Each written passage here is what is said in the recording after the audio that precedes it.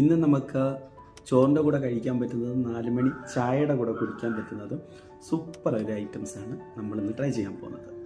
വളരെ സിമ്പിളാണ്, നിറയെ ഇൻഗ്രീഡിയൻസ് വേണം അങ്ങനെ ഒന്നുമില്ല, സിമ്പിളാണ്. നമ്മുടെ വീട്ടിൽ ഇരിക്കുന്ന മസാല ഐറ്റംസ് മതി. പിന്നെ മുട്ട കടയിൽ നിന്ന് വാങ്ങിക്കണം കേട്ടോ.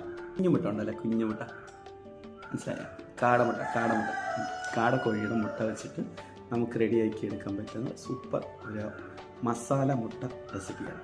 ട്രൈ ചെയ്താലോ. ആദ്യം നമ്മൾ കാടമുട്ടയെ പുഴുങ്ങി ഉടച്ചൊന്ന് മാറ്റി വെക്കണം കേട്ടോ. അതിനുശേഷം അടുപ്പത്ത് ഒരു പാനോ കടായോ എന്തെങ്കിലും ഒന്ന് വെച്ചിട്ട് മസാല ഒന്ന് ഫ്രൈ ചെയ്തെടുക്കാൻ വേണ്ടിയിട്ട് കുറച്ച് ഓയിൽ ചേർത്ത് കൊടുക്കാം. ഓയിൽ ചൂടായി വന്നതിന് ശേഷം കുറച്ച് മഞ്ഞൾപ്പൊടി, കുറച്ച് മുളകാപ്പൊടി, രുചിക്ക് ആവശ്യമുള്ള ഉപ്പും ചേർത്ത് കൊടുക്കാം.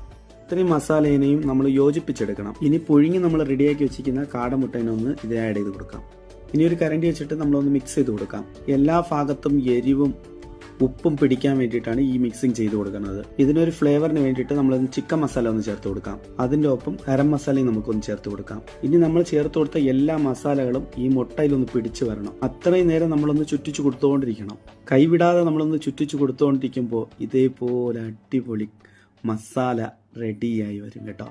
മസാല കാടമുട്ട റെഡിയായ ഉടനെ ഒരു പ്രത്യേക ഒരു മണം വരും കേട്ടോ അതിൽ നിന്ന്.